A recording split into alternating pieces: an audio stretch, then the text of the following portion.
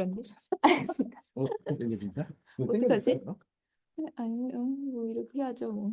이거는 2교시고. 1교시, 1교시. 네.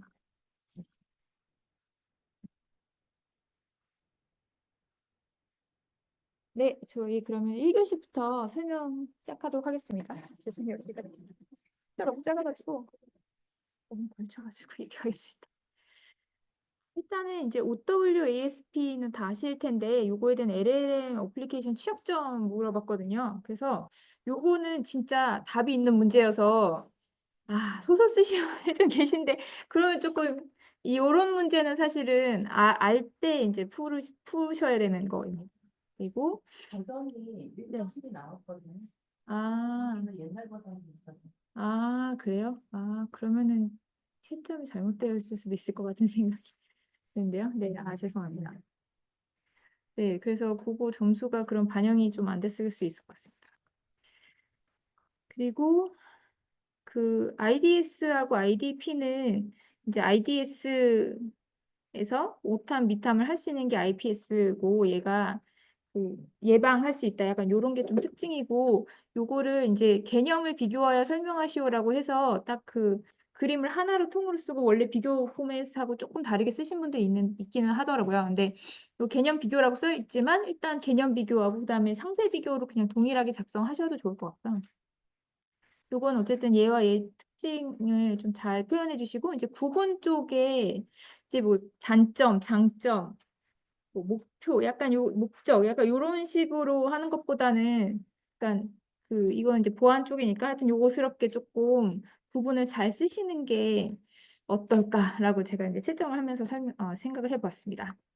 그리고 이제 LBEC하고 HRU가 있는데 요거가 네, 어려운 문제인데 조금 쓰신 분들이 있긴 있으시더라고요. 그래서 요거 특징은 요거가 행렬로 써 있긴 하지만 이게 정보 흐름이고 요거가 액세스 매트릭스가 특징이어서 그런 문구들이 조금 있어야 되는 문제였습니다.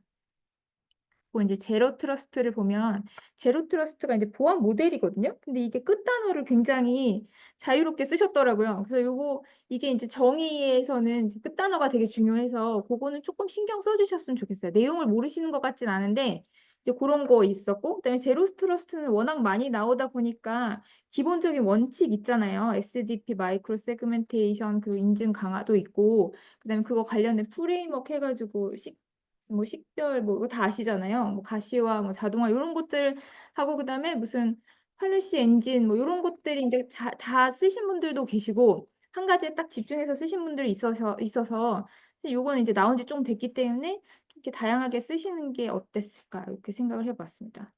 요거는 ISO 31000은 위험에 대한 국제 표준이어가지고 요것도 이제 1번과 비슷하게 이제 내용을 아셨을 때 이제 시도를 해보시는 것을 제가 추천드립니다. 그리고 제로데이 취약점도 이제 기출이었어가지고 많이 아셨던 것 같은데, 죄송해요. 기출이었나?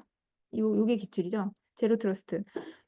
제로데이 취약점은 대응 방안 없는 그 보안 위협이잖아요. 그 해킹이고 이런데 요것도 끝단어를 좀 되게 애매모호하게 쓰신 분들이 좀 많으셨어가지고 제가 이제 전체적으로는 좀 그랬고요.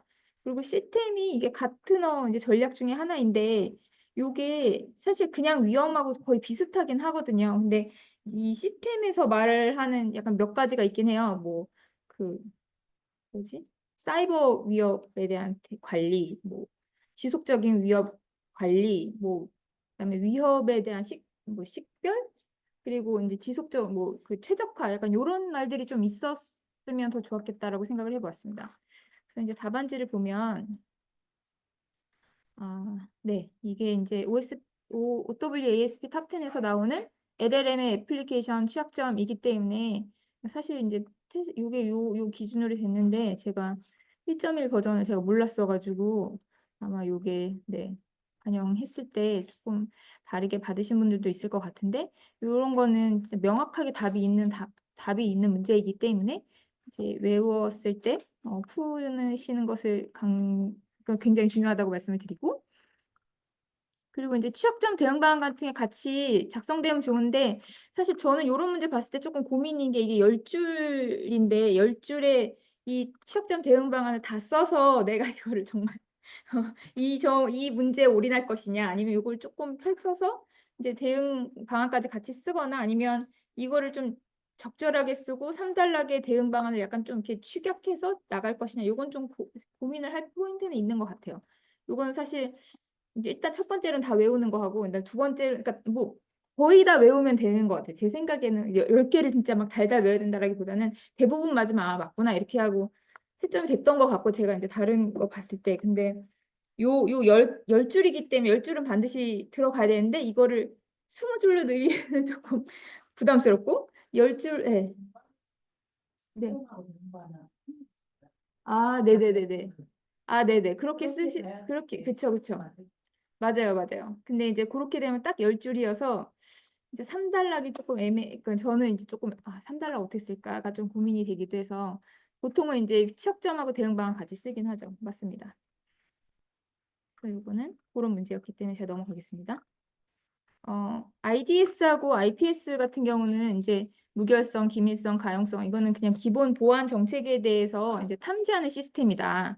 그리고 얘는 사실 요렇게 탐지를 해서 알라트 기반으로 작동하는 시스템인가 반면에 IPS 같은 경우는 오판과 미탐에 대해서 해결을 하고 그리고 선제적인 대응이 가능하다. 요것이 좀 포인트인 것 같아요. 그래서 요 부분에 대해서 인제 잘 명기가 되면 괜찮지 않았을까. 그래서 요 부분 이제 특징도 있긴 한데 요런 거는 사실은 이 밑으로 가서 인제 상세 비교에 들어가는 게 맞죠. 여기다가 특징을 따로 쓰진 않고 저희 인제 템플릿 상으로는 그림하고 개념도 같이 쓰셔도 좋고 아니면은 개념도만 개념 비교하고 그다음에 나로 해서 상세 비교해서 요렇게 들어가는 게 좋은데 이제 뭐 목적까지는 더 좋은데 뭐 분석 방법, 패킷 공격, 제로 데이트 어택, 차단 방법 요런 것들 있잖아요. 이게 좀 보안스럽잖아요. 근데 이게 인제 사실 쓰기 되게 어려운 거 맞거든요. 맞는데 그럼에도 불구하고 여기가 인제 보통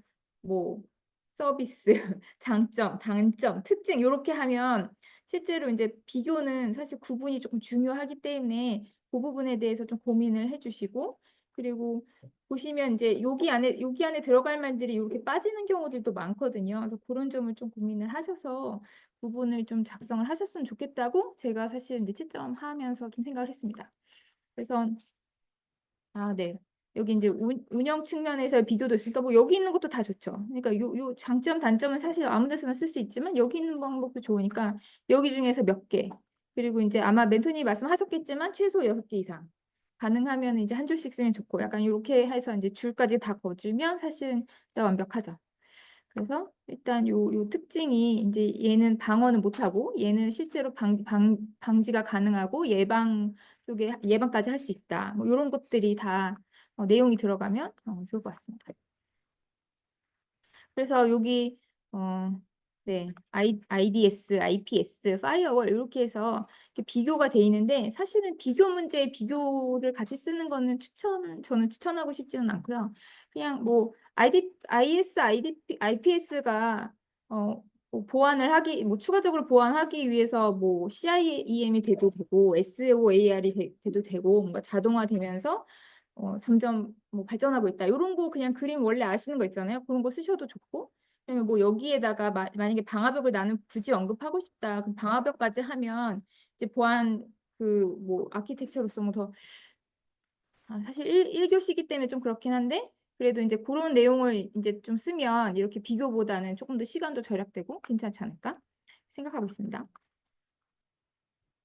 네. 그리고 레티스 베이스 액세스 컨트롤 모델하고 그다음에 HRU 요 모델을 설명을 하라라고 되어 있습니다. 그래서 이 접근 통제 모델에서 요거를 저는 사실 이거 잘 몰랐고 그래서 쓰시는 분도 몇 분 안 계시긴 했어요. 근데 요게 쪼끔 내용이 이제 포인트만 제가 좀 말씀을 드리도록 할게요.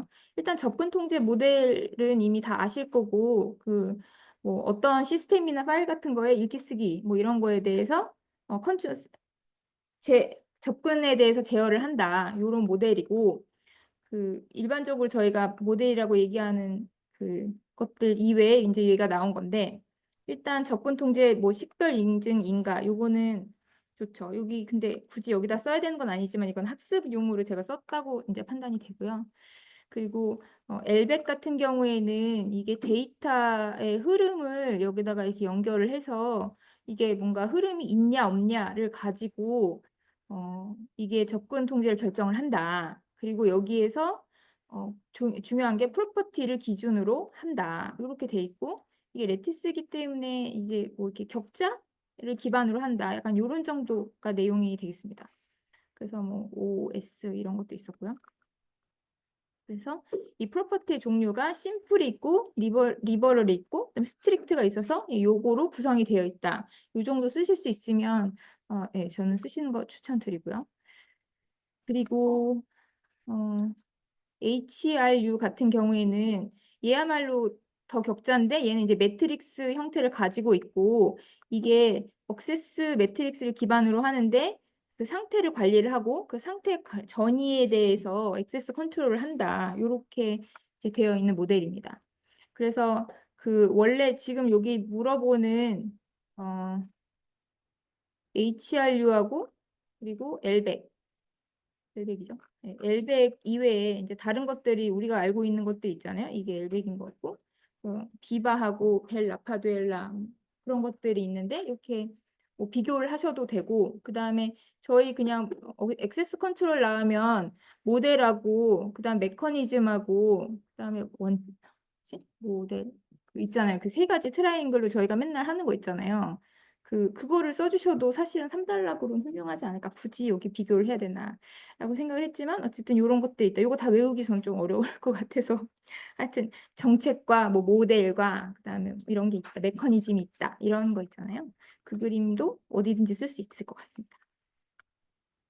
제로 트러스트에 대해서 말씀을 드리면 제로 트러스트는 좀 되게 많이 나왔잖아요. 그래서 이제 경계 기반이 아니라 그 내부를 더 쪼개가지고 한 번 안에 들어온 애도 선 인증 후 연결을 해서 이제 보안을 좀 더 강화하는 실제로 보안 모델이거든요. 그래서 이게 보안 시스템, 보안 방안, 뭐 방식 막 이렇게 막 쓰셨는데 실제로 이제 보안 뭐 메커니즘도 좋고 그다음에 트렌드도 좋고 패러다임도 좋은데 실제로 이게 솔루션은 아니어가지고 조금 그런 단어로 끝맺음을 했으면 이렇게 생각을 했었어요.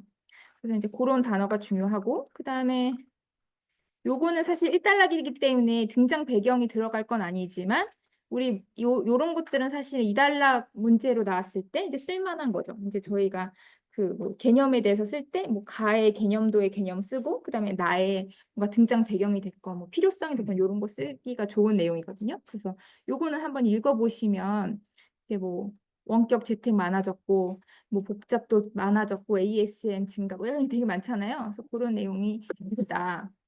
그리고 이제 핵심 원칙 하면 이제 무신뢰 그리고 요 핵심 원칙 중에서 이제 철학 요거 세 개는 항상 나오는 거여서 요 정도는 좀 써주셨으면 좋겠다고 생각했어요. 그게 아마 쓸 데가 없다 하더라도 얘는 이제 제로 트러스트에서 이제 계속 나오는 것 중에서 요 정도는 항상 나오거든요. 그래서 요거를 아예 언급을 안 하신 분들이 좀 있어가지고 그러니까 이거 언급 안 하고 여기 뭐 프레임워크를 잘 써주시고 그다음에 여기 이제 아키텍처 구현도 하면서 이 정책 결정 엔진 관리자 막 이런 것들이 있거든요. 이런 거 써주셔서 전 되게 훌륭하다고 생각했는데 약간 막연하게 쓰시면서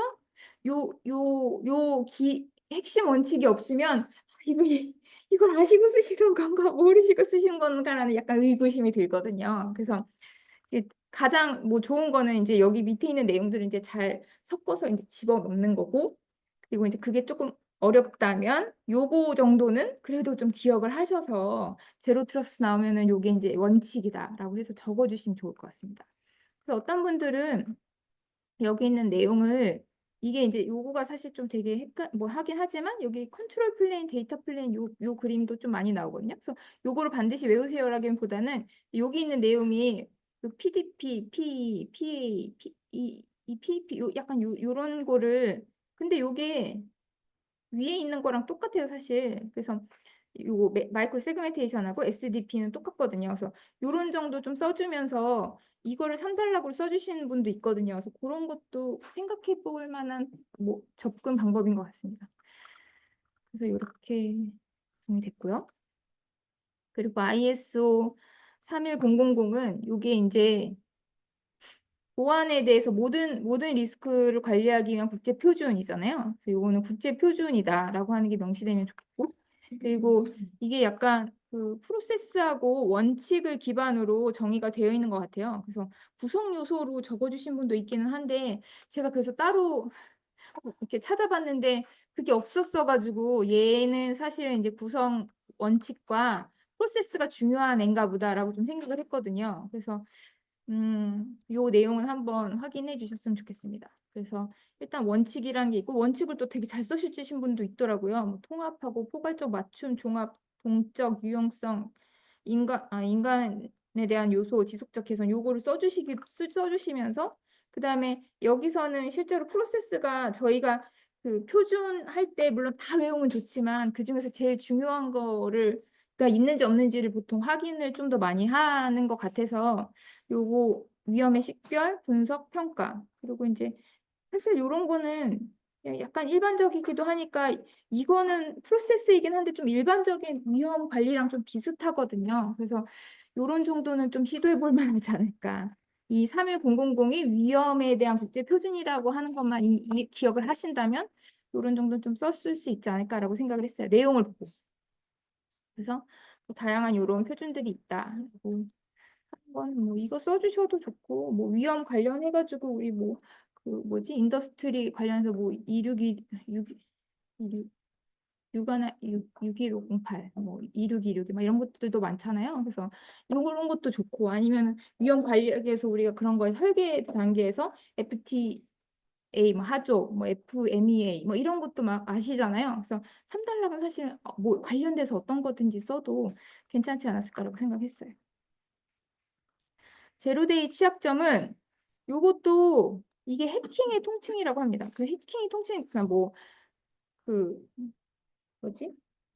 해킹의 통칭이니까 하여튼 위협 아니면은 무슨 공격 막 이렇게 끝났으면 좋았을 텐데 요것도 조금 애매하게 끝난 단어들이 좀 많아가지고 사실은 이게 취약점이라고 했으니까 취약점으로 끝나도 저는 나쁘진 않았을 텐데 뭔가 좀 애매하게 뭐 하는 뭐 과정 뭐 방안 약간 이런 조금 이게 맞나 싶은 단어들이 좀 있었어가지고 이런 단어는 조금 고민을 해주셨으면 좋겠고 그리고 이제 이게 사실 대응 프로세스 상세 설명 이렇게 돼 있는데 제로 트러스트는 사실 이게 꼭 이렇게 안 써도 되잖아요. 그래서 요것도 중요한데 사실은 뭐 이런 것들이 좀 더 중요하지 않을까라고 생각했어요. 여기 무슨 제로 트러스트의 뭐 원인 그리고 그거에 대해서 어떻게 대응할 수 있는지가 있으면 좋겠다라고 생각을 했고 요렇게 뭐 프로세스 상세 설명도 되게 좋고 그다음에 이걸 뭔가 그림으로 표현하신 다음에 그거에 대한 뭐 원인이라고 해서 여기서 이제 2단락으로 써주시는 것도 저는 좋다고 생각하고 다만 이게 문제점이니까 최소한 3단락에 뭔가 이걸 어떻게 대응할 수 있는지를 이렇게 표가 아니더라도 뭐 샌드박스 아니면 화이트 리스트 아니면은 무슨 솔루션의 뭐 다양한 뭐 SOL이 됐건 아니면 뭐 스레트 뭐 인텔리전트 스레트 뭐 관리 뭐 리포트 약간 이런 것들이 여기 좀 써주면 더 좋지 않았을까라고 생각을 해요. 그래서 이게 나쁜 거니까 그거에 대해서 최소한 3단락 또는 강글로라도 이거를 뭔가 대응을 하는 거는 필요하다. 대응을 어떻게 해야 하는 건지에 대한 그런 방안 같은 게 좀 써져 있으면 더 좋지 않았을까라고 생각을 했습니다. 그리고 이제 시스템입니다. 이게 가트너 전략 기술인데요. 요것도 이제 보안에 대한 프레임워크예요. 이게 뭔가 솔루션도 아니고 시스템도 아니고 저는 요것도 체계나 프레임워크 이렇게 좀 이해를 했거든요. 그래서 요것도 이제 시스템으로 좀 써주신 분들이 있어서 그거는 한번 고민을 해보셨으면 좋겠습니다. 그리고 이게 이제 사이버 위험, 그다음에 지속적인 위험에 대한 노출, 그다음에 위협에 대해서 탐지를 하고, 그다음에 최적화 요거가 있거든요. 그래서 이 시스템이 사실 이제 요것도 사실 뭐 아무거나 써도 맞을 것 같은 토픽은 맞거든요. 그렇기 때문에 여기서 얘기하는 이런 게 좀 더 들어갔으면 좋겠다라고 생각했어요. 이거를 이제 풀어내셨던 분들 되게 많은 분들이 그냥 여기 있는 내용도 많이 써주셨거든요. 뭐 뭔가 또 딱 이렇다기보다는 위협을 탐지했어. 그 다음에 뭔지 분석을 했어. 그 다음에 대응을 하고 그다음에 그거에 대해서 이제 계속 모니터링을 해서 그렇게 많이 써주셔서 사실은 그 답은 제가 틀렸다는 건 아닌데 시스템 이게 단계 맞죠? 시스템인데 시스템보다는 그냥 일반적인 위험 관리로 좀 써주시는 분들이 좀 많았다고 저는 좀 생각이 들어서 얘의 특징을 조금 더 써주셨으면 그 안에서 조금 더 좋은 점수를 받을 수 있지 않을까? 그러니까 저는 요 네 개라고 조금 생각을 했고 그리고 물론 요런 거 써주신 분들도 많긴 많았어요. 여기 평균 탐지 기간, 평균 응답 시간. 요런 거는 이제 저희 가용성 뭐 이런 데서 나오는 용어이긴 하니까 요런 것도 저는 좋았다고 생각을 합니다. 그리고 네, 여기까지가 1교시의 문제이고요. 그다음에 2교시형으로 넘어가도록 하겠습니다. 2교시는 이제 여기 있는 문제로만 봤을 때는 사실 저는 목차 잡는 건 어렵지 않았다고 생각을 했어요. 1, 2, 3번 같은 경우는. 그래서 얘는 이제 물어본 게 딱 3개고 이제 개념으로 시작했잖아요. 그러니까 제가 생각했을 때는 개념이니까 이 앞에 필요성, 등장 배경이 꼭 있어야 될까? 그거 써주신 분도 있긴 한데 사실 개념이면 그냥 개념부터 시작하는 게 전 좀 더 자연스럽다고 생각하거든요. 그러니까 물론 등장 배경을 꼭 물어본 질문에는 등장 배경을 써야 되고 필요한 경우에 넣어야 되는데 이제 개념을 물어봤으면 개념부터 시작하는 게 좀 더 자연스럽지 않았을까라고 생각을 했고 그래서 여기 1단락으로 얘가 개념, 이게 가가 개념이고 그다음에 나로 기술 요소 이렇게 딱 써주고 그다음에 이게 2단락이 오면서 이게 그리고 이게 나. 요것도 비교 포맷으로 또 써주신 분이 있더라고요. 그래서 아마 이거는 질문을 좀 잘못 읽으셨던 것 같은데 하여튼 얘는 요렇게 쓰고 그다음에 얘는 3단락이 되면서 보안 위협, 그리고 대응 방안 나 요렇게 써주시는 게 가장 자연스럽지 않았을까? 그리고 이제 보안력. 센스를 보안력.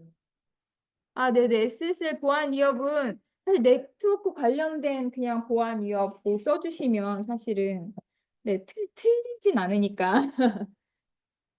맞아요. 그래서 이제 뭐 이게 통신하면서 보안 위협을 여기에다 쓴다고 해도 제가 생각했을 때는 뭐 이렇게 특별히 틀리진 않기 때문에 그런 측면으로 작성을 해주셔서 저는 무난했을 거라고 생각합니다. 그리고 이제 4단락으로는 저희가 이제 이거는 2교시이기 때문에 뭔가 그래 이거는 VPN 이런 게 있어. 그래서 MPLS 같은 것도 있지. 아니면 뭐 그 파이어월 같은 것도 있지. 요렇게 약간 기술의 존재가 이런 게 있다라고 얘기하는 것도 쓸 수는 있으나 이제 2교시형이기 때문에 이제 우리는 재현 아니면은 뭐 고려사항, 방안, 뭐 아키텍처 약간 요런 거를 써주시는 게 좀 더 무난하지 않을까? 이렇게 생각을 했어요. 그래서 일단 목차는 여기는 딱 이렇게 나오기 때문에 그렇게 구성하는 게 좋았다라고 생각합니다. 이제 그 다음으로 2번은 이제 개인 정보보호 강화 기술에 대해서 물어봤고 얘도 이제 또 개념부터 물어봤잖아요. 그래서 개념, 유형, 적용 사례에서 요거는 대부분 되게 잘 써주셨어요. 이것도 이제 여기 1단락, 그 다음에 2단락, 3단락인데 이제 유형을 어떻게 쓸까가 사실은 고민이죠. 실제로 한 분은 이거를 0.5로 쓰고 여기를 1.5로 쓰셨어요. 그것도 저는 되게 훌륭하다고 생각을 하고 그리고 이제 대부분은 사실은 그 유형을 1.5페이지를 적어내는 게 쉽지 않으니까 이 개념 및 뭐 구성 요소 아니면 개념 및 기술 요소 해가지고 이게 1단락에 가를 개념으로 쓰고 그 다음에 나를 기술 요소나 구성 요소나 특징이나 뭐 다 좋으니까 써주셨어도 괜찮았을 것 같습니다. 그랬을 때 이제 1단락 했을 때 요게 개념으로 안 써지고 개요로 써주신 분도 있고 개념 그리고 나에 있는 거 안 써주신 분도 있기는 한데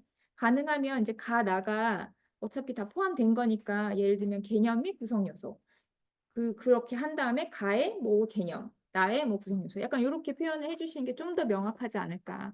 어차피 이렇게 빈칸이 많이 남는 거는 저희가 또 지양을 하잖아요. 그래서 그런 측면으로 이제 그냥 막 쓰는 것도 쓸 수 있잖아요. 그러니까 좀 빨리 그래서 그렇게 하면 좋을 것 같고 그다음에 그 이거의 주요 유형은 이제 가, 나 해가지고 나누어도 좋고 사실은 저는 이제 이게 유형을 물어봤기 때문에 표로 가, 나가 제일 좀 좋지 않았을까라고 생각을 해요. 근데 뭐 가에다가 유형의 이제 개념도 아니 유형 뭐 요 유형도 뭐 이렇게 해서 그리고 그다음에 나에다가 표로 써주신 분도 있거든요. 저는 그것도 괜찮다고 생각합니다.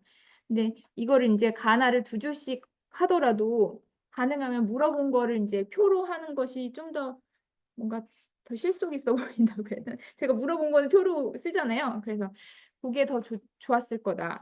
좋다라고 저는 개인적으로는 생각을 하고 그다음에 사례는 뭐 이것저것 되게 많이 쓸 수 있으니까 요거는 예, 여기에 나온 그 동차간 다형형에 대한 뭐 사례를 막 되게 많이 잘 써주셨더라고요. 그래서 이것도 뭐 가나로 해가지고 이거는 무슨 암호화나 아니면 개인정보 관련된 측면으로 나눈다면 이건 뭐 서비스 뭐 인더스트리 측면을 나누셔도 되고 그거는 뭐 원하시는 대로 얼마든지 나눌 수 있다라고 생각을 했습니다.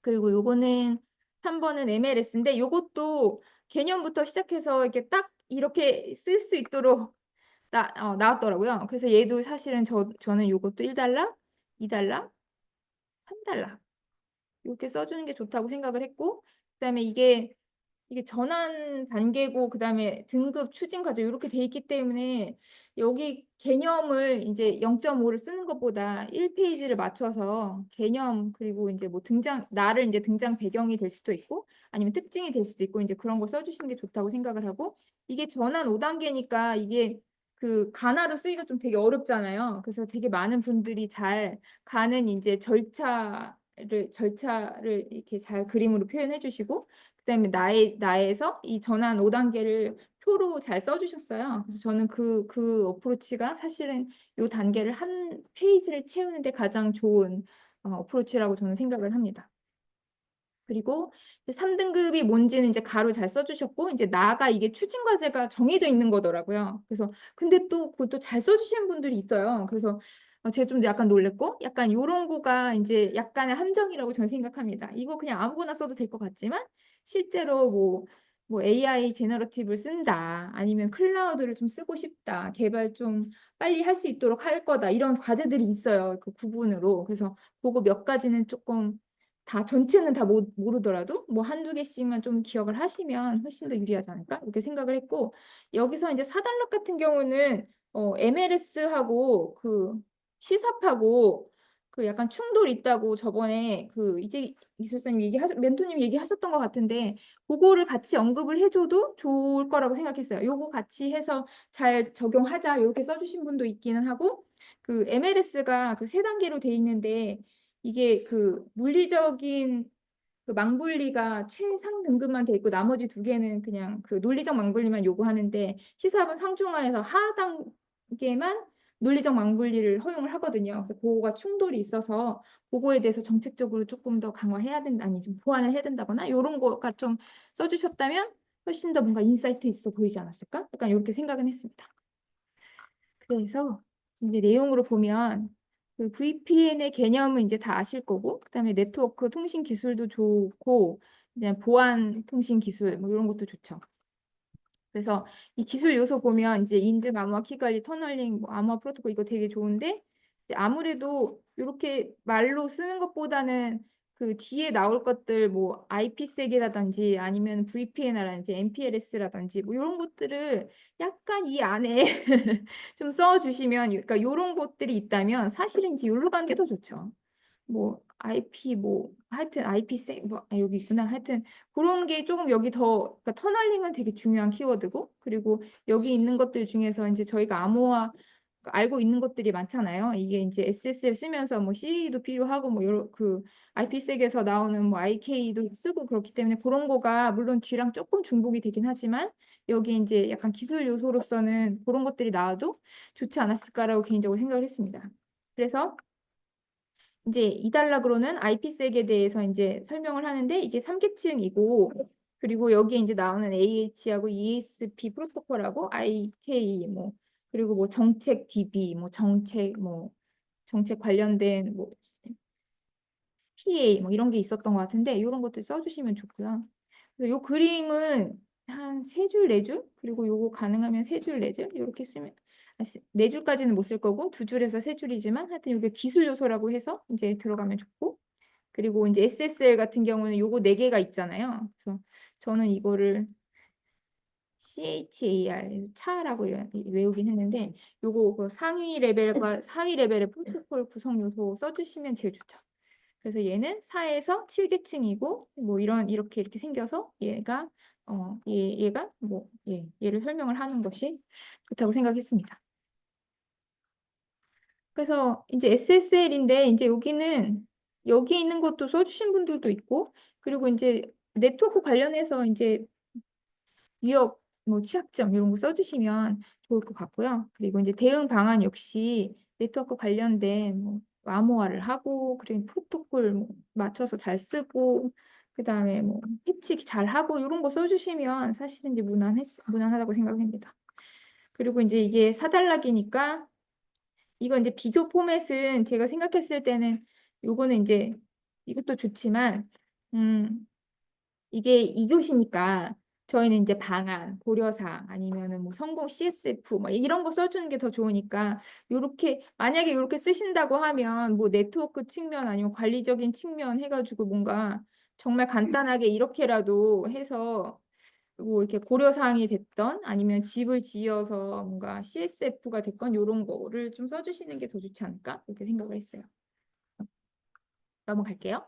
그래서 이제 4번에 이제 PET에 대한 거고, 요거는 이제 1단락으로 개념 해서, 야, 사실 요 그림은 제가 봤을 때는 이제 쓸 수 없는 그림이고, 뒤에 있는 뭐 유형이나 이런 거를 조금 요약해서 그려주면 사실 더 좋죠. 왜냐하면 이제 이게 뭐 주요 유형 사례 뭐 이렇게 돼 있는데, 뭔가 등장 배경을 여기다가 이렇게 뭐 써주고, 그다음에 PET에서 뭔가 효과 이런 걸 좀 써줘도 이게 저희가 이제 3가지를 딱 쓸 수 있는 자가 있으니까 그런 걸로 딱 표현을 하는 게 조금 더 수월하지 않을까라고 생각을 하고 개념을 써주시고 요거가 이제 요거 한쪽 쓰면은 이제 2.5쪽밖에 안 되니까 개념 및 구성 요소, 개념 그리고 뭐 특징 뭐 이런 것들을 해서 나로 표현을 하면 이제 한쪽이 채워지니까 그렇게 적어주시면 좋을 것 같습니다. 그리고 주요 유형은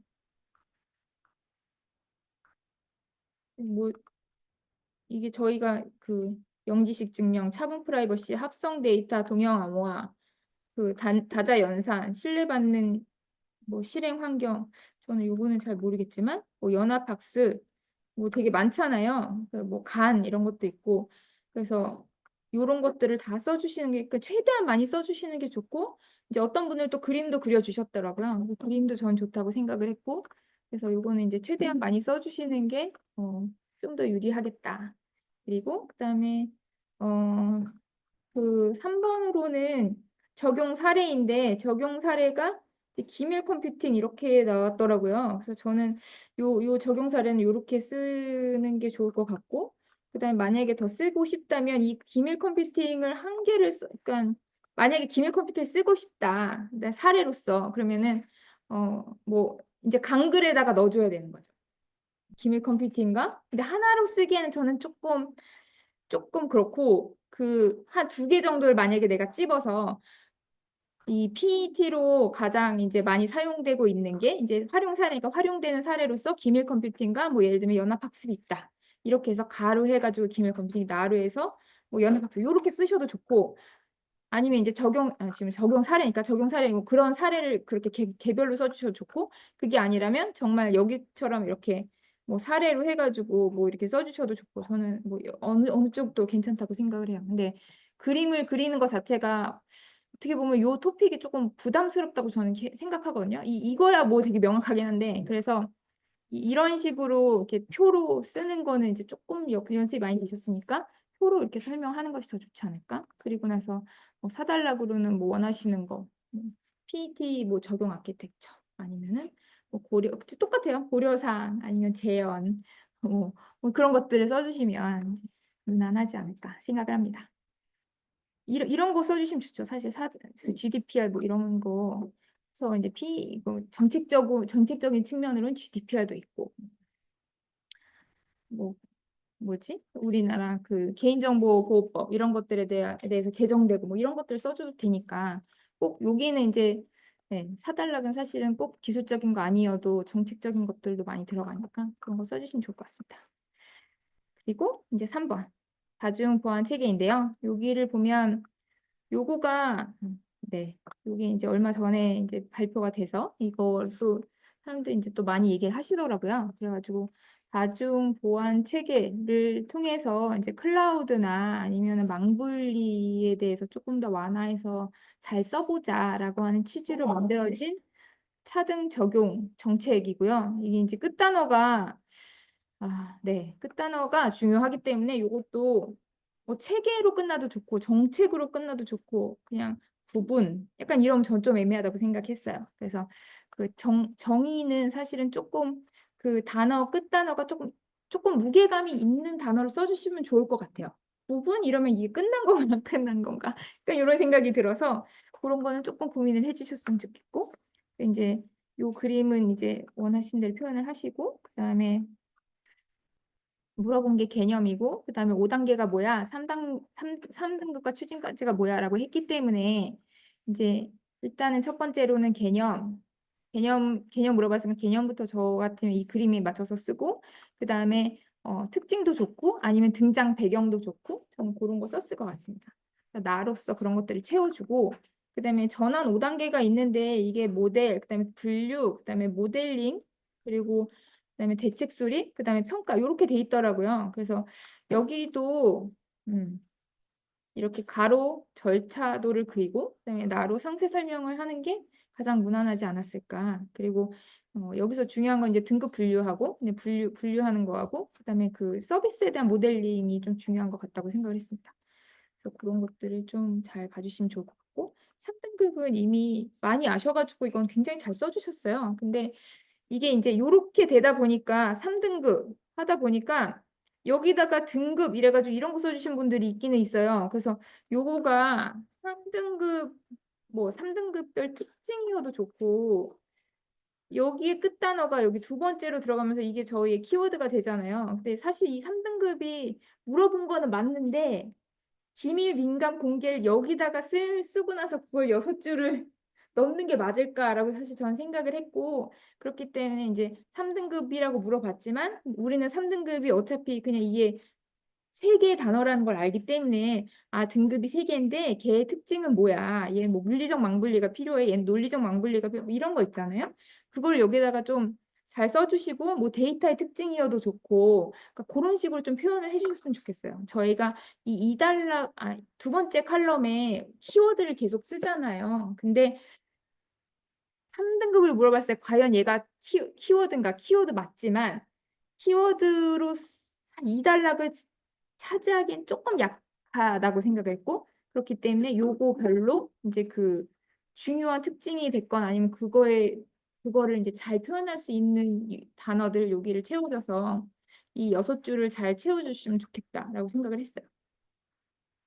그리고 그 나로서는 이 추진 과제가 있는데 요거는 좀 내용을 아는 게 알아서 써야 이게 써주신 말들이 틀린 말은 아닌데 지금 이제 MLS를 하는 이유가 있잖아요. 그래서 지금 이제 외부 AI와 융합한다거나 생성형 AI를 활용을 한다거나 그다음에 단말 효율 그리고 그다음에 인터넷도 활용 못 하잖아요. 공공기관 못 하시니까 이제 그런 것들 그리고 클라우드도 쓰고 싶어 나는 그 연구 환경에 신기술 쓰고 싶어 이런 것들이 있는데 이게 아마 금융권에서는 그 카카오 뱅크만 연구소에서 클라우드 쓰시는 걸로 제가 알고 있거든요. 거기만 약간 허용적으로 되고 있는데 그러니까 이런 거를 다른 데서도 쓰고 싶으니까 지금 MLS 하자라고 말씀하신 거여서 편의성, 클라우드 기반 이런 거 좋으니까 여기 뭐 다가 아니더라도 몇 가지는 좀 제 기억을 하셔서 왜냐면 이게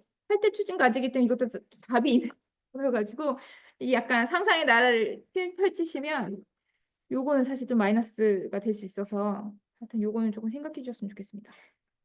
그리고 이제 기대 효과 4단락으로 좋지만 제가 아까 말씀드렸던 거 지금 MLS가 나오면서 최근에 이제 사람들이 제일 많이 얘기하고 있는 게 C삽과의 컨플릭이기 때문에 그 컨플릭이 왜 나는지 그 상중하, 그다음에 CS5에서 어쨌든 이 가운데가 그 물리 논리가 충돌이 있기 때문에 그거에 대해서 보완이 좀 필요하고 고려가 필요해서 그거를 좀 한다든지 그렇게 쓰셔도 좋고 MLS를 통해서 우리가 뭐 기대 효과를 써도 좋죠. 사실은 근데 이걸 표로 써야 되느냐라고 하면 저는 그림으로 표현하시라고 권장드리고 싶습니다.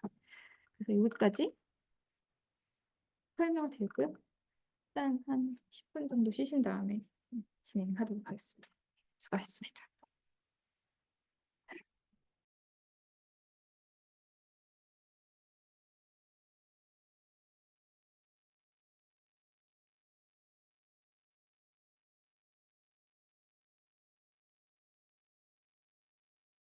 네. 자, 소프하고 이제 REST API를 가져왔는데 일단 그 비교 문제에서 좀 한 방향으로 좀 몰아라 라고 이제 계속 강조드리고 있는데 그 순서를 좀 따져 보시면 소프가 먼저 나왔다고 저는 그렇게 이해하고 있거든요. 그러니까 웹 3.0에서 이 UDDI, WSDL 요거 가지고서 이제 웹 3.0이 실행이 됐고 그리고 이제 웹 4.0으로 넘어가고 이제 MSA라는 개념이 막 나오면서 이 REST의 개념이 이제 나오게 되었죠. 약간은 구 그리고 약간은 이제 신 이런 쪽으로 좀 저는 좀 몰아갈 것 같습니다. 그리고 반드시 써줘야 되는 게 이 UDDI, WSDL, 그리고 여기에 XML 이 세 가지는 무조건 있어야 됩니다. 여기 소프를 물어봤는데 이 세 가지가 없다. 네. 이게 잘못 생각하고 계신 거거든요. 그래서 UDDI, WSDL, XML은 무조건 써야 된다. 그리고 REST에서 이 HTTP 그리고 JSON 네. 요거는 꼭 넣어줘야 됩니다. XML도 물론 되고요. 네. 요 세 가지. 그리고 끝단어. 예. 여기 P가 이 프로토콜입니다. 프로토콜. 그리고 REST API의 I가 인터페이스잖아요. 아키텍처도 괜찮은데 저라면은 인터페이스로 적을 것 같습니다. 인터페이스. 그래서 이 끝단어를 오늘 좀 체크를 했습니다. 요거가 많이 빗나가신 분들은 다시 한번 좀 확인해 보시고 여기도 나오죠. 그래서 유형이 프로토콜이다, 아키텍처 스타일 또는 인터페이스다 이런 식으로 네. 끝단어를 다시 한번 체크해 주시고요. 소프는 XML만 가용한데 이 REST API는 다양한 포맷을 허용한다. 특히 경량화된 포맷인 JSON. 네. 이게 눈에 띄어야 되겠죠. 네. 그리고 SSL을 지원하고 SSL과 HTTPS까지 지원한다. 네, 이렇게 보안적인 측면도 하나 가져가시고요. 그리고 상대적으로 이쪽은 리소스가 많이 필요합니다. 얘는 경량화된 모델이잖아요. 그래서 이제 리소스가 적게 필요하고 가볍다. 네, 이런 대역폭 그리고 캐시. 네. 그리고 소프는 웹 3.0에서 이 XML 자체가 굉장히 그 규격화된 마크업 랭귀지잖아요. 이게 마크업 랭귀지. 그래서 엄격한 통신 규격을 갖추고 있다. 제이슨은 조금 뭐 이것도 양식이 필요하긴 하지만 예, 그런 맥락에서 봤을 때 예, 엄격한 통신 교육보다는 조금 뭐 경량화된 모델이다, 가볍다 이런 것들로 위주로 써주시면 될 것 같습니다. 그래서 다시 한번 키워드를 좀 찍어드리면 예, WSDL, UDDI 예, 그리고 여기 XML, JSON, REST까지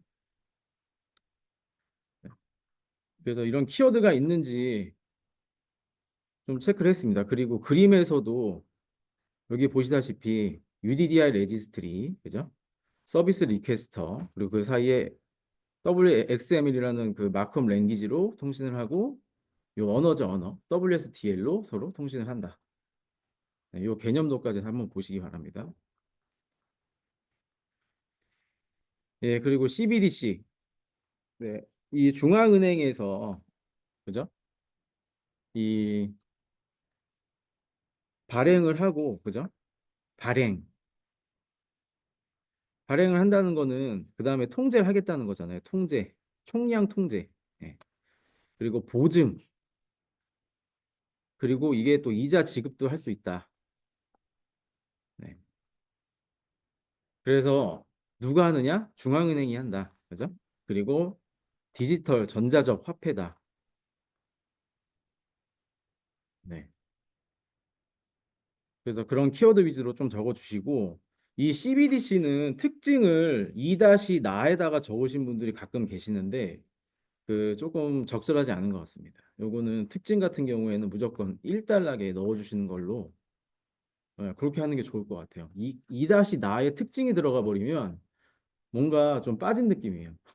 제대로 답안 구성이 안 되고 약간 모르는 거를 부풀려 썼다는 느낌이 들거든요. 이럴 때는 빨리 물어보지 않아도 왜냐하면 이 CBDC라는 게 기존의 명목 화폐를 대체를 한다고 돼 있잖아요. 그러면 분명히 이거 물어본 이유가 있을 거예요. 그냥 기술 요소가 중요한 게 아니라 이게 CBDC가 도입이 되면 뭐가 좋은지.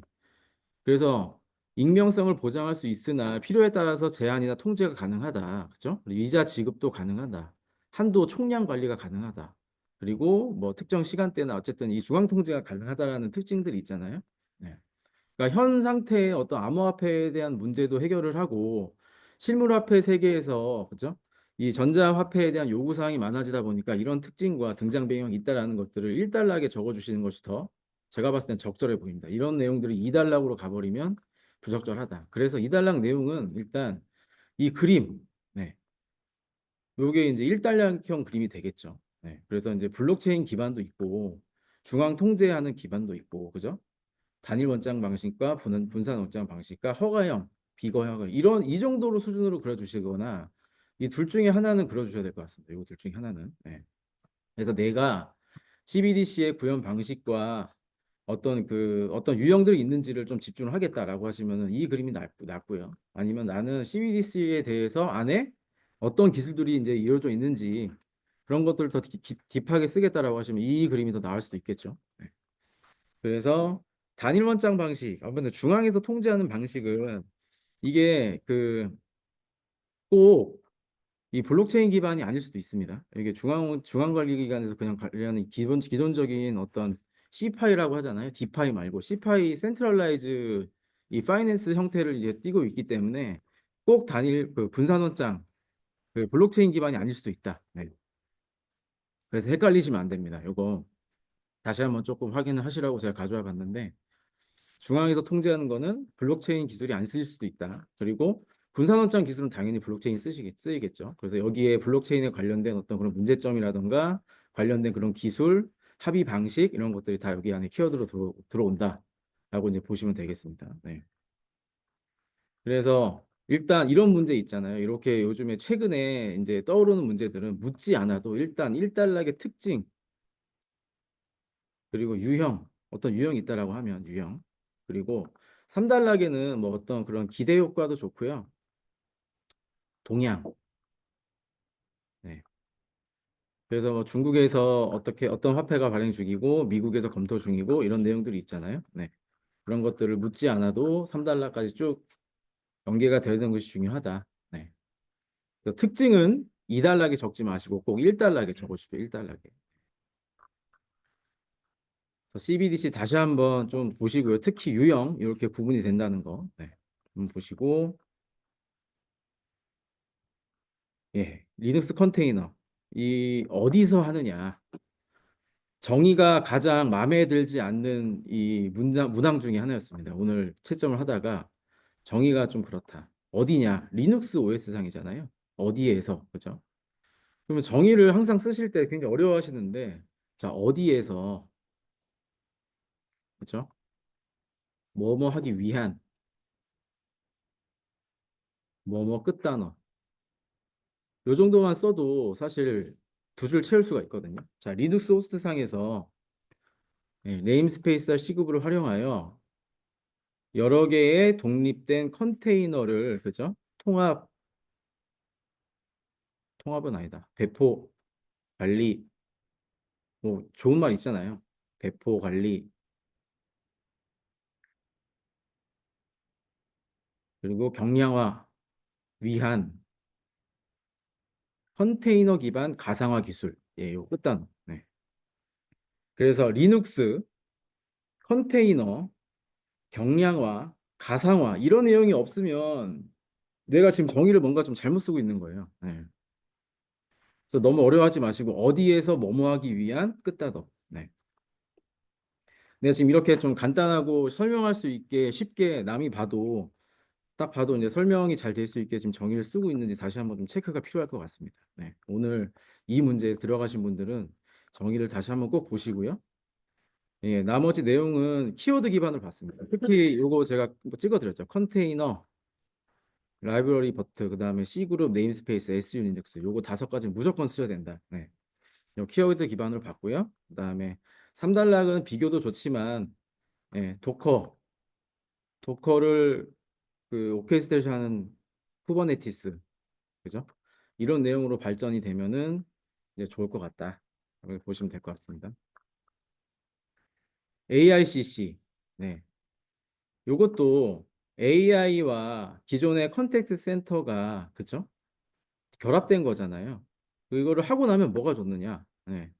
비대면 업무에 대해서 어쨌든 간에 더 지원이 가능하고 감정 노동자에 대해서 지원이 가능하고 그죠? 그다음에 인건비에 대해서 문제가 있는데 인건비도 세이브가 절감이 가능하다. 네. 이런 특징들이 있겠죠. 그리고 마지막에 어떤 기술이나 뭐 이렇게 좀 뭐 AI 기술 뭐 여러 가지 끝단어가 있었었는데 요거는 컨택 센터 또는 고객 센터. 네.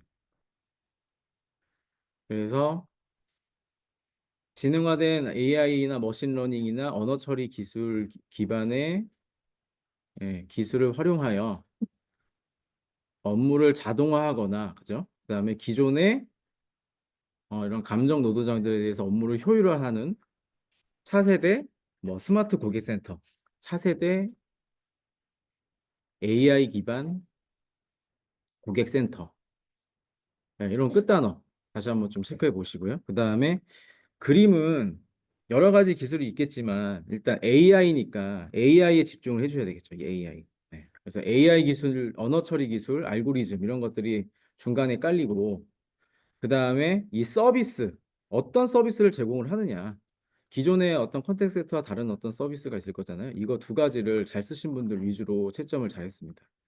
당연히 뭐 말로 하니까 STT, TTS, NLP 들어갈 거고요. 그죠?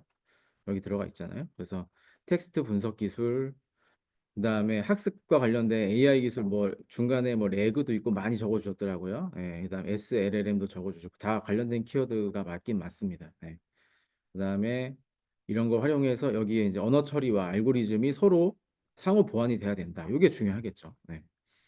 이게 다 전화로 뭔가 하는 거다 보니까 언어를 기반으로 해서 예, 이쪽에 룰 베이스드 이런 거 자세히 하나씩 보세요. 룰 기반으로 할 거냐, 그렇죠? 이 시나리오 기반으로 짜여진 어떤 룰대로 할 거냐, 아니면 딥러닝 기반으로 할 거냐, 그렇죠? 그리고 연합으로 할 거냐 이런 것들 다시 한번 보시고 여러 가지 서비스를 제공하고 있는데 일단 어시스턴트 기능이 있습니다. 예, 어시스턴트. 그래서 이제 상담하는 사람에 대해서 상담을 지원을 해준다. 고객에 대한 전화가 딱 걸려오면은 이 사람의 성향 분석이라던가 이 사람이 평소에 어떤 얘기를 했는지를 요약을 해서 제공을 해주고 있습니다. 그럼 상담사가 기존에 이 고객에 대한 그 정보가 없다고 하더라도 그걸 빨리 보고 아, 이 사람은 어떤 유형의 사람이겠구나 하고 하면서 빠른 상담이 가능하겠죠. 또는 이거는 너무 절차가 단순하기 때문에 사람까지 갈 필요도 없다. 로봇이 대체할 수 있다. 그래가지고 이제 RPA를 많이 쓰죠, RPA. 그래서 RPA 같은 것들을 도입을 해가지고 뭐 한다거나 아니면 AI 챗봇을 쓴다거나, 그렇죠? 네. AI 챗봇 이런 것들을 활용해가지고 로봇이 대신한다거나 그리고 지금까지 어떤 토탈 뭐 어떤 영역이 지금 업무를 하고 있고 이런 비즈니스 인사이트. 네. 그래서 어떤 사람이 몇 명을 지금 응대를 하고 있고 어떤 부분이 지금 잘 응대가 안 되고 있고 이런 것들 현황도 알 수가 있고요. 그래서 이런 제공 서비스를 하나의 어떤 구분 하나 영역으로 빼주시는 것이 좋을 것 같습니다. 이런 거는. 네. 그래서 너무 기술적인 거를 적기보다는 기술도 기술이지만 얘가 어떤 서비스를 제공을 해서 어떤 효과가 있느냐. 이렇게 해야지 기승전이 맞잖아요. 네. 다 그냥 이런 기술만 딱 알아서 너가 채점하세요 이거보다는 나는 이 기술과 그리고 중간에 머신러닝 기법과 그리고 이걸 통한 제공 서비스 이 3가지 영역에 대해서 인프라 미들웨어 서비스 이 3가지를 지금부터 설명해 준다라고 하고 요거를 그대로 요 구분에다가 적어 주시면 더 좋겠죠. 그래서 구성도랑 AICC의 구성 요소랑 뭔가 이게 연계되는 느낌이 나야 되는데 이게 너무 따로 놀고 있더라라는 겁니다, 요즘에. 그래서 내가 지금 이런 구분값들과 이게 지금 잘 맞아 떨어지고 있는지 예, 설명이 돼야 되는데 이거 보면서 이게 설명이 돼야 되는데 각각 보게 되는 거는 문제가 있는 겁니다. 그래서 이제 이런 부분까지 좀 챙겨주시면 좋을 것 같아요. 그리고 모바일 엣지 컴퓨팅. 네, 요거는 어디에서요? 어디에서? 어디에서가 중요합니다. 어디에서? 무선 기지국 주변에서. 그죠? 그래서 중요한 거 뭐죠 또? 캐싱. 캐싱이 무조건 있어야 됩니다. 캐싱. 네. 그리고 클라우드 컴퓨팅. 그래서 무선 기지국에서 가까운 데다 클라우드 컴퓨팅을 넣어놓고 거기에 캐싱 서비스로 컨텐츠도 갖다가 빨리 이 모바일에다 갖다 놔야 되고 거꾸로 모바일에서 발생한 데이터도 클라우드 저쪽에 있는 IDC 통해 가지고 멀리 있는 그런 클라우드 말고 가까운 데 있는 데서 뭔가 다 처리를 하고 빠르게 사용자한테 보내주겠다. 이게 이제 엣지 컴퓨팅이잖아요. 예. 그래서 이제 그런 식으로 써야 되는데 일단 이게 애매한 부분이 굉장히 많습니다. 어디서 이루어지는가? 예. 그냥 클라이언트 주변에 이렇게 쓰시는 분들이 많이 있는데 예, 이게 모바일이니까 기지국 주변에서 예, 기지국을 넘어서 여러 개로 막 뛰어넘으면서 홉이 막 여러 개 넘어가면서 가는 게 아니라 가장 가까운 기지국 주변에서 클라우드 컴퓨팅이 얘가 대신 연산을 처리해 준다거나 데이터를 빠르게 보내준다거나 이런 개념이잖아요. 예. 그래서 어디에서 있는지 요거 다시 한번 확인해 주시고 캐싱과 클라우드 컴퓨팅을 활용한다. 그래서 QoE, QoS 이런 얘기가 있으면 좋을 것 같아요. 여기 리드문에. 네. 당연히 이 퀄리티 오브 서비스, 그다음에 퀄리티 오브 익스피리언스 이런 말이 다 여기 엣지 컴퓨팅과 관련된 얘기잖아요. 그래서 사용자가 느끼기에 그렇죠? 이 네트워크 서비스나 퀄리티가 이런 것 때문에 굉장히 좋아졌다. 그렇죠? 그다음에 레이턴시에 대한 로우 레이턴시. 예, 그리고 당연히 소율과 비용에 대한 어떤 그런 증가. 그리고 스마트 애플리케이션 지원. 뭐 OTT도 지원하고 여러 가지 이제 것들이 있으니까. 예, 그래서 그림은 좀 복잡하긴 한데 이거를 단소화시키는 게 좀 좋긴 한데 이렇게 꼭 그리시기보다는 기지국을 그리고 그죠? 그다음에 사용자 클라이언트를 그리고 그죠? 나 여기에서 기지국 주변에 예, 뭔가 하나의 기지국을 뒤에 그리는 게 낫겠네요. 예. 아니면 뭐 통합을 한다거나 이렇게 MEC라고 이제 하고 그렇죠? 여기에서 캐싱, 뭐 클라우드 컴퓨팅, AI 뭐 이런 것들 다 갖다 놓고 진짜 CDN 넣어놓고 실질적으로 뭐 여기 클라우드에 넘길 건 또 넘기고 아니면 여기서 다 모든 걸 처리를 한다. 네. 이런 개념으로 좀 보시면 될 것 같습니다. 그래서 뭐 여러 가지 1홉 뭐 1홉 카운트 이런 얘기도 많이 오늘 적어주셨는데 그쵸? 1홉 카운트를 넘어가지 않는다 이런 얘기도 적어주셨는데 이 어쨌든 캐싱 그다음에 가상화 관련된 하드웨어 자원, 네트워크 자원, 소프트웨어 디파인 네트워크 SDV 그죠? 네, 그다음에 이런 응용 플랫폼들 이런 것들 좀 보시고 이 디테일하게 좀 내용들을 한 번 더 서칭을 한번 해보시기 바랍니다. 너무 요거는 이 레벨이 맞지가 않고 조금 더 네, 여기서 더 쓰는 더 디테일한 키워드를 이렇게 가져다 쓰시는 게 더 중요하거든요. 네. 자, 그래서 정의 부분 다시 한번 보시다시피 어디서 이루어지는지, 네, 어떤 기술을 활용해서 뭘 위한 건지, 네, QoE와 QoS를 확보하는 네, 기술이다. 이런 내용을 적어주셨으면 좋겠습니다. 그리고 SDB, 소프트웨어 디파인 베이클이죠. 그죠? 소프트웨어 디파인이라는 뜻이 일단 소프트웨어를 기본으로 해서 소프트웨어가 어떤 하드웨어까지 제어를 하거나 통제를 할 수 있다. 변경 추가를 포함하여 재구성하여 차량의 기능을 변경할 수 있는 자동차잖아요. 네. 그래서 끝단어 베이클이니까 당연히 자동차가 될 것 같고요. 네. 또는 뭐 좀 더 확장을 시킨다. 뭐 패러다임이라고 하거나. 네. 이런 것까지는 괜찮을 것 같습니다. 그래서 소프트웨어가 하드웨어를 통제하는데 기존 소프트웨어 재구성을 통해서 차량의 기능을 제어하고 통제한다. 네, 그런 개념이다라고 보시면 될 것 같고, 예, 이 꼭 써야 되는 거, 오토사, 예, 그다음에 E&E 아키텍처, HMI, 그죠? 그다음에 여기 중간에 뭐 운영체제 이런 것도 있죠, OTA. 그래서 하드웨어 이 만들기 위한 어떤 기반이 되는 거 시설, 그 다음에 운영 체제와 플랫폼, 그리고 운영 소프트웨어 이런 것들 있잖아요. 그리고 인공지능까지. 네. 그래서 요런 체계로 그려주는 게 좋고, 그다음에 다시 한번 나오지만 이 HMI 당연히 아무리 소프트웨어 디파인이라고 하더라도 사람과 차량 사이에 이 정보를 제공해야 되잖아요. 예, 휴먼 머신 인터페이스 요거. 오토사와 ENE, OTA, 그다음에 자율주행 소프트웨어, 인공지능 소프트웨어. 여기에다가 힘을 더 실어 주셔야죠, 요거. 네.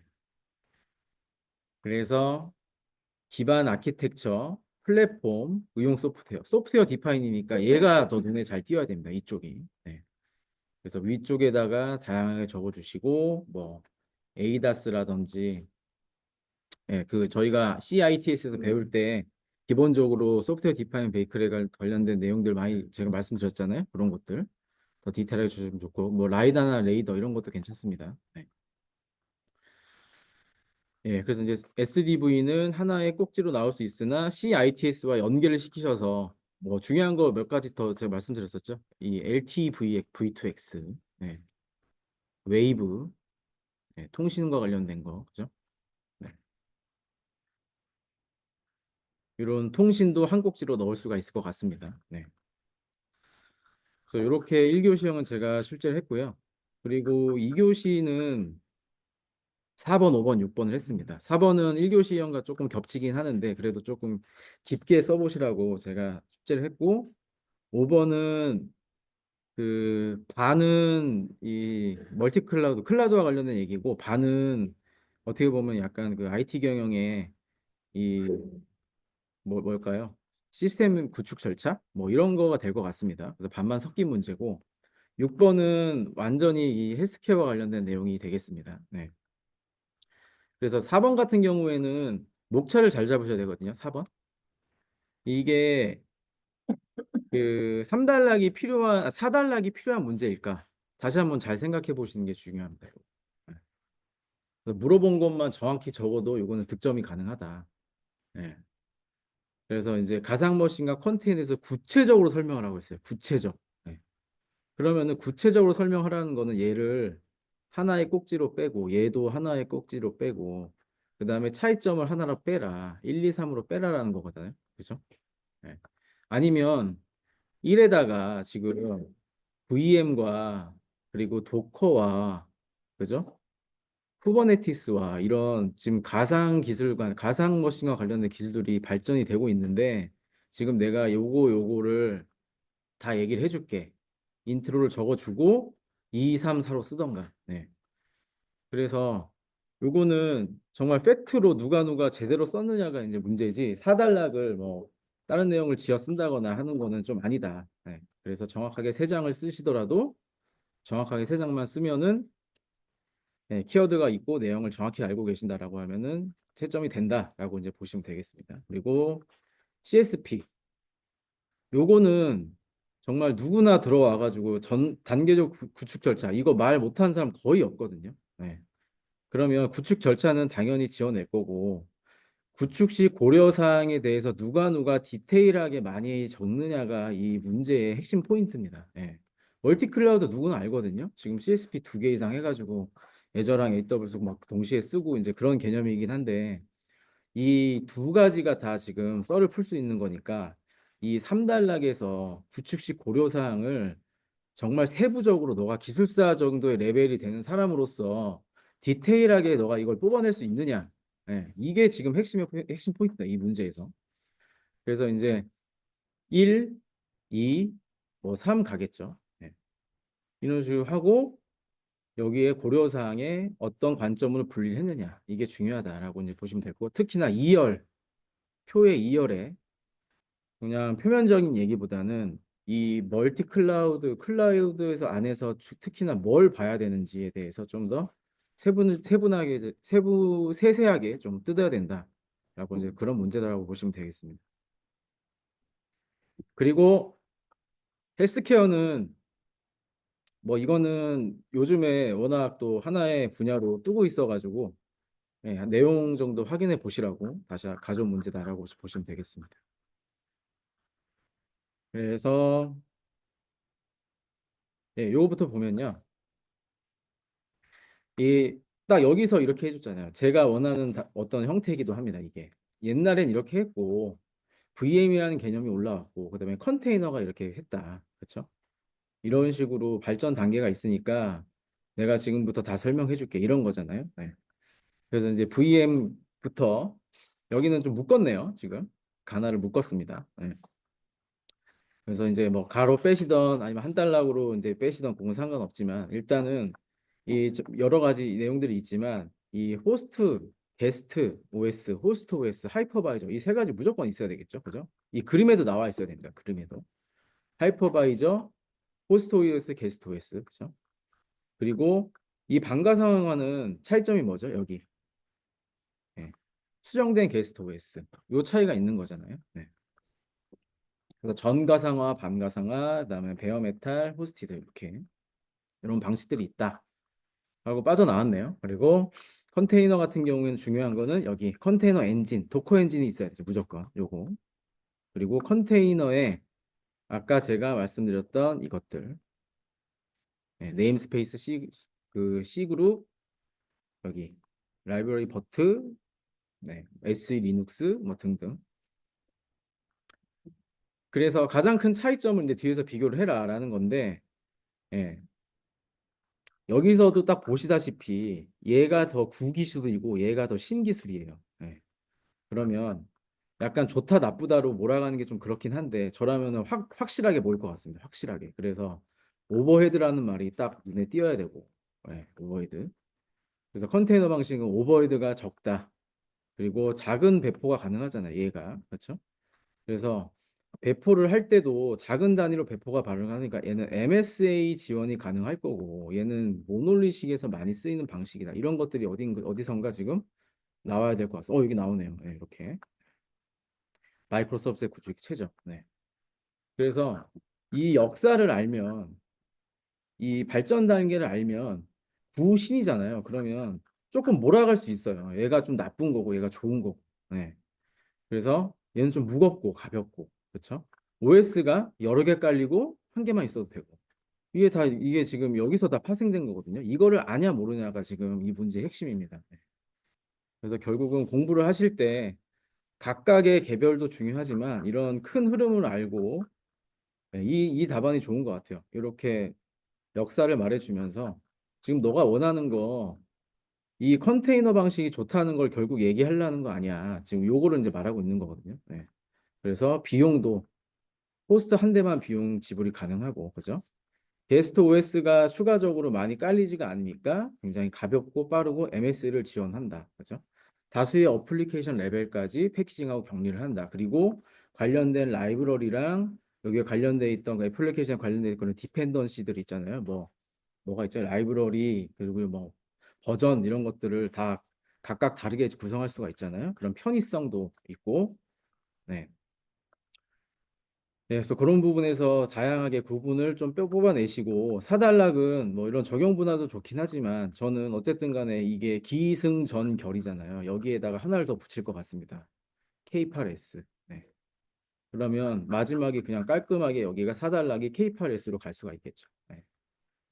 K8S도 제가 뭐 그 셀테 과제에서 말씀드렸지만 헬름 차트, 그죠? 헬름 차트 그리고 아르고 CD 요 정도는 이제는 적어 주셔야 K8S를 안다라고 이제 보시면 될 것 같아요. 네. 그래서 요렇게 그러면은 딱 답안이 처음에 들어갔을 때 구, 신, 그리고 보커, K8S 이런 식으로 하고 마지막에 4달러까지 깔끔하게 K8S로 끝이 났구나. 이러면은 딱 맞아 떨어지죠. 네. 그래서 그런 식으로 답안을 구성해 주시면 좋을 것 같고요. 멀티 클라우드 요거 그래서 이제 벤더 종속도 많이 되고 있고 AWS만 쓰다 보니까 한번 여기서 장애가 났다라고 하면은 얘가 일어날 때까지 오래 기다려야 되고 그죠? 그다음에 특화된 서비스가 서로 똑같지가 않습니다. 서로 다르기 때문에 예, 다르기 때문에 AWS도 써야 되고 애저도 써야 되고 GCP도 써야 되고 뭐 네이버 클라우드 써야 된다 이런 겁니다. 그리고 락킨이라는 말이 있잖아요. 락킨 이거 요 말 좋더라고요. 네 저는. 그래서 하나의 어떤 종속된 서비스가 아니라 여러 개 확장된 서비스를 구성할 수 있다. 락인을 해제할 수 있다. 네. 그래서 확장성, 가용성, 밴도 종속 완화가 가능하다라고 이렇게 말을 해주고 그다음에 뭐 계획 수립 당연히 그렇죠? 그다음에 거버넌스 수립. 왜냐하면 두 개가 있잖아요. 지금 두 개가 있으니까 얘를 통제하고 관리할 수 있는 큰 체계가 필요하다라는 겁니다. 일반적인 계획도 필요하지만 두 개를 통합 관리하려고 하면은 거버넌스가 또 하나 필요한 거잖아요. 상위 개념이. 예. 그래서 이런 정책, 조직, 보안 등 특히 보안 있잖아요. 네. 그래서 보안에 대한 정책이 여기가 다르고 여기가 다르고 같은 사용자임에도 불구하고 A에서는 데이터를 다운받을 수 있고 B에서는 데이터를 다운을 못 받는다. 예, 다른 겁니다. 다른 거. 그렇기 때문에 예, 그런 거를 좀 생각해 주시면 좋을 것 같고 당연히 환경 구성하고 뭐 적용하고 전환해서 검증하고 안정화해야 된다. 요거는 다 썰푸는 내용이 될 것 같습니다. 네. 그래서 여기는 이제 이런 식으로 내용이 나올 거고요. 그렇죠? 그리고 예, 여기 이제 단계별 고려 사항이 있는데 계획 수립하고 통합 거버넌스 할 때는 이렇게 나오지만 실질적으로 뭔가 구성을 해야 될 때는 가상 네트워크를 서로 설정을 해줘야 되고 데이터베이스가 이상이 없는지 서로 버추얼 머신은 연계가 되어 있는지 데이터 파이프라인 예, 이게 A 쪽과 B 쪽이 있으면 데이터가 서로 정합성이 맞지 않는다 문제가 되잖아요. 이렇게 대해서 극복할 수 있는 방안 예, 그다음에 이런 CI/CD 파이프라인 각각 구성해서 한쪽에다 몰아놓고 얘한테 배포를 할 건지 아니면은 어떤 별도의 툴을 가지고서 이런 식으로 배포를 할 건지 이런 것들도 다 이 어플리케이션 레벨에서 다 지금 중요한 어떤 영역들이기 때문에 좀 이렇게 구체적으로 얘기가 나왔으면 좋겠습니다. 네. 이 내용이 여기에 들어가기보다는 여기에 지금 이 설명에 좋은 내용들이 많이 있거든요. 지금 보시면은 이런 내용들 많이 잘 있는데 요거를 한 단계 끄집어 올리셔야 된다. 네. 여기선 그렇습니다. 그래서 멀티팩터 인증도 서로 넣어야 되고 IAM과 관련된 예, 일관성, 알바, 제로 트러스트를 적용할 수 있는 제로 트러스트 적용을 해야 되고 당연히 암호화 기술 적용이 되어 있는가 등등 해서 네. 이 2열을 조금 더 디테일하게 누가 많이 알고 있느냐 특히 클라우드와 관련해 가지고 관련된 내용들을 누가 많이 알고 있느냐 네. 이게 핵심 포인트가 되겠습니다. 여기도 있죠. 그래서 이제 프라이빗 링크, VPN 설정을 할 건지, API는 서로 호환이 되고 있는지, 그죠? SLA, 요것도 중요합니다. SLA. SLA가 서로 다르면 안 되겠죠. SLA가 서로 일관성 있게 되고 있는지, 백업도 되어 있는지, 그죠? 그러니까 시스템 하나가 서로 새로운 게 하나 들어오는 거예요. 그런 것들을 그 클라우드 관점에서 다양하게 적어주면 좋겠습니다. 문서와 교육, 리소스 태깅, 네. 이런 것도 중요하죠. 태깅이 제대로 안 되면은 이 비용이 어떻게 과금이 되는지 할당할 수가 없고 추적할 수가 없고 그러니까 이런 부분들 요건 클라우드화에서 이제 특화된 내용이다 보니까 이런 내용들을 깊게 적어 주셔야 그렇죠? 네, 된다. 다시 한번 말씀드리고 그래서 뭐 AI 옵스 AI를 기반으로 해서 예, 그 서로 다른 클라우드긴 하지만 얘가 지금 관제를 하면서 어떤 비용이나 성능이나 보안 위험 예측을 자동화할 수 있다. 뭐 그래서 이제 이런 융합 방안을 썼네요. 네. 네, 다시 한번 채점의 포인트는 이 3단락에서 이렇게 벙벙한 뭔가 썰푸는 문제 중에서도 내가 이 고려사항 요거를 누가 깊게 많이 아느냐. 네. 이게 핵심적인 포인트라고 다시 한번 좀 강조를 드리고 6번 문제는 네, 헬스케어의 패러다임, 뭐 가치사의 변화 이래가지고 어쨌든 뭐 저희가 옛날에는 대면으로 환자를 꼭 만나야 되고 그랬었었는데 예, 이제 비대면으로 가능하고 어떤 디바이스의 그런 변화 그리고 통신의 변화 그리고 이제 VR, AR 이런 것들이 다 접목이 되면서 디지털 헬스케어가 앞으로 발전을 할 거고 이런 유형 다시 한번 보시기 바랍니다. 네. 그래서 원격 의료, 모바일 헬스, 그다음에 의료 분석 그리고 이제 보건의료 시스템까지 디지털화된 보건의료 시스템까지 이런 유형들이 있다. 요거는 뭐 딱히 정해진 건 아니고 그냥 그때그때 좀 지어내시면 될 것 같습니다. 그리고 상세 기술 요소가 있는데 일단은 여기 요거 좋아서 제가 가져왔거든요. 일단 요새 데이터, 네트워크, AI 없는 쪽 없잖아요. 그래서 DNA 관점이라고 아예 빼놨어요. 예. 이런 것들도 생각 안 나시면 그냥 넣으실 것도 괜찮을 것 같습니다. 그냥 하는 꼭지로 데이터, 네트워크, 인공지능 안 필요한 것이 없잖아요, 요즘은. 그래서 요거 하나 그냥 넣어 놓으시고 나머지는 그 당연히 그렇죠. IoT도 있고 생체 데이터 수집하는 그런 앱, 뭐 그냥 건강관리 서비스 그리고 AI 기반의 뭐 EMR이라던가 뭐 이런 것들 다 연계되는 PHR, 그렇죠? 예. PACS 이런 것들이 다 기존에 쓰고 있는 의료 쪽에서 많이 쓰고 있는 시스템들이잖아요. 이런과 연계. 네. 그래서 요거는 뭐 자체적으로 저라고 하면은 생체에서 뭔가 발생할 수 있는 이런 웨어러블이 있을 거고요. 그죠? 그다음에 또 IoT의 각종 그런 센서도 있을 거고요. 그죠? 그다음에 맨 처음에 이제 클라이언트에서 이것들이 시작이 되면 데이터가 수집이 돼야 되고, 그죠? 데이터. 그다음 얘를 가지고서 AR, VR, 그죠?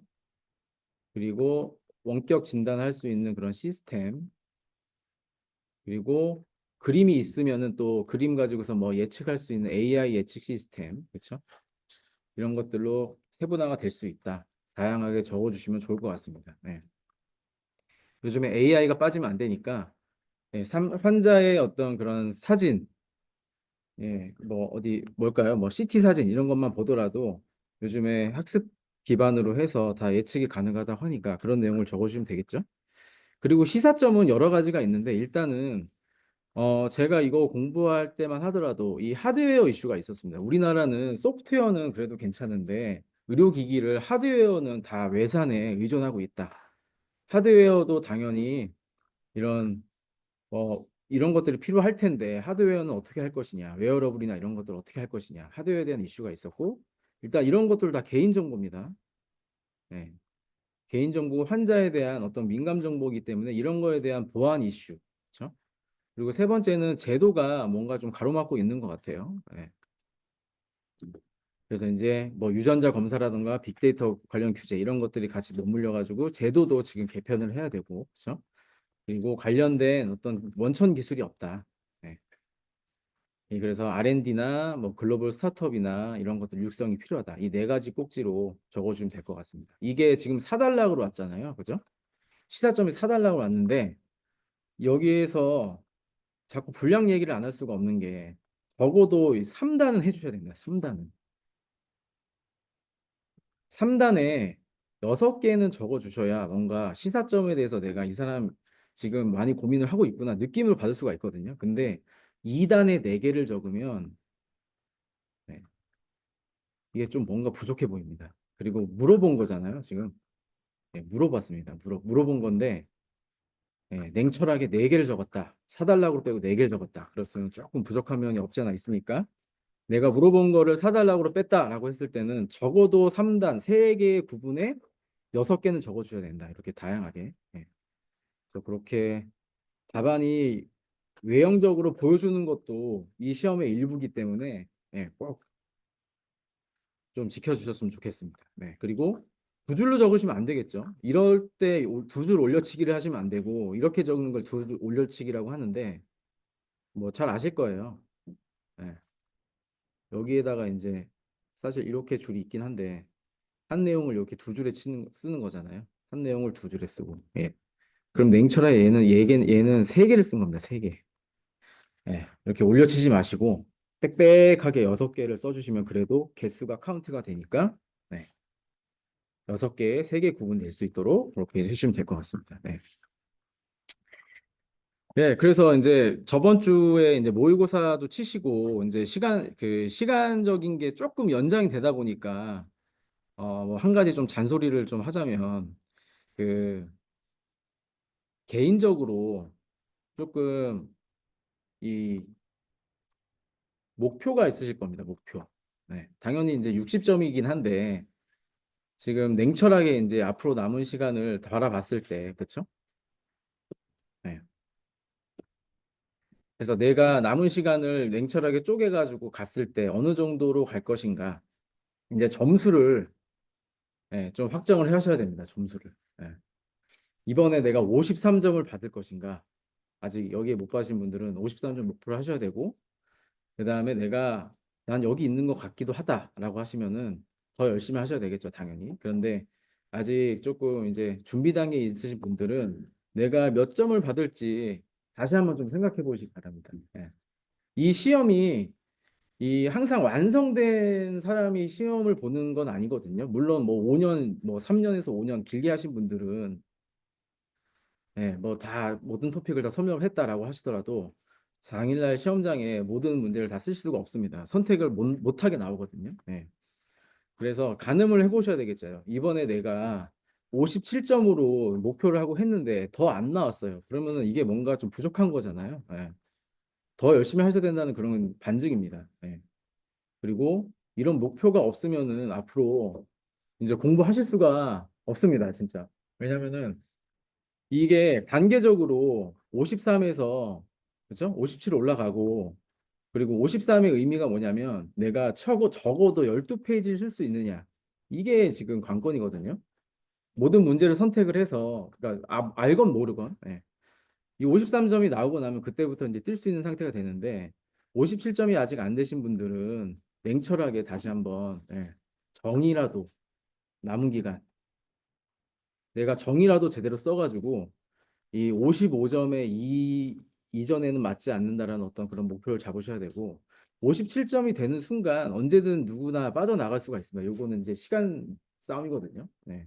그리고 그날 컨디션에 따라서 좀 달라질 수도 있고 그렇기 때문에 냉철하게 이제 목표를 정하셔야 됩니다. 그리고 저희가 지금 이제 그 학원이 그 종강이 좀 빠르긴 한데 아마 요거 조정이 될 것 같아요. 그러니까 조기 종강을 하지 않고 저희가 2월 8일이 시험이잖아요. 그래가지고 1월 말까지 저희가 케어를 해야 될 것 같습니다. 그래서 학원은 무조건 1월 말까지는 나온다. 그리고 중간중간에 모의고사도 있고 저희 그 세 개 BP반하고 이제 연합으로 모의고사 하잖아요. 그것도 한 번을 더 해야 될 것 같습니다. 그리고 총정리도 해야 될 것 같고 그리고 남은 게 지금 저희가 제도랑 그런 가이드나 이런 것들 다 안 했잖아요. 그런 것도 이제 마지막 막판에 또 정리를 할 생각이니까 그렇게 조금 연장이 된다. 예. 종강이 되고 혼자 공부를 하시게끔 좀 놓아드렸으면 좋겠지만 그럴 수는 없을 것 같고 예, 그래서 이제 1월 말에 좀 그런 식으로 좀 계획이 추가된다라고 이제 보시면 될 것 같습니다. 네. 그리고 나머지는 여기 이낙연 기술사님께서 계속 이어서 하도록 할게요.